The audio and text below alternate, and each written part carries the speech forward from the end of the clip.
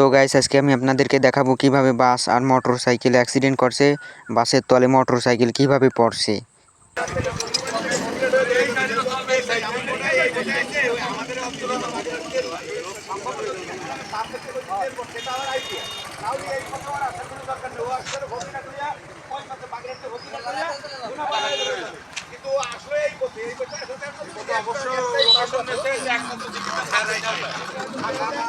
Guys এখানে দেখতেই পাচ্ছেন অনেক লোকজন আছে, তারা ভিডিও করতে আইছে আর বলাবলি করতেছে কিভাবে অ্যাক্সিডেন্টটা হলো।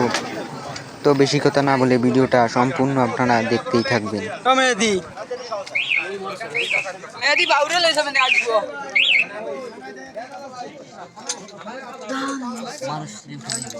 গাইস এখানে দেখতে পাচ্ছেন ওই যে মোটরসাইকেল বাসের তলে পড়ছে, মানে অ্যাক্সিডেন্ট করছে আর মোটরসাইকেলটা বাসের তলে চলে গেছে। আর লোকটা মনে হয় মার্ডার হয়ে গেছে, সেটা বলতে পারি না শিওর ভাবে, বুঝছেন।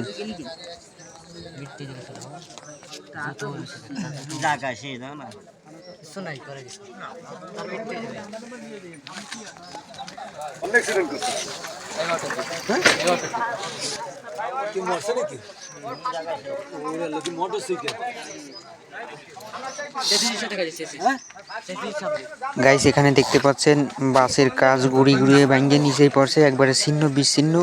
আর এই মোটরসাইকেল আলার জুতো ওই যে পড়ে রয়েছে, আপনারা দেখতেই তো পাচ্ছেন।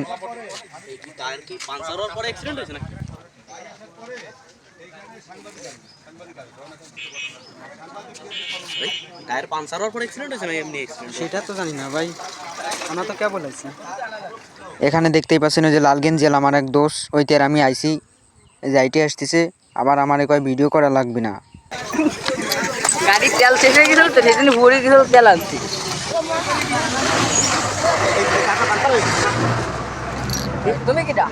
এখানে দেখতেই পাচ্ছেন ইতিমধ্যে চাক্কা পাংচার হয়ে গেছে। এত বড় চাক্কা ঠাস করে পাংচার হয়ে গেছে, মানে কিভাবে অ্যাক্সিডেন্টটাই না হয়েছে আপনারা বুঝতেই তো পারতেছেন। ওই যে চলে পাঁচশো কিছু সব টাকা। গাড়ির সামনের গিলাসও ভাঙছে, মনে হয় গাড়িখানে এই জন্মের মতনই শেষ, আর সারা জীবনের মতন চলবেও না। আর এই ধারে মোটরসাইকেলে যে পড়ে রয়েছে, মানুষজন দেখতেছে, এই যে ভিডিও করতেছে আবার।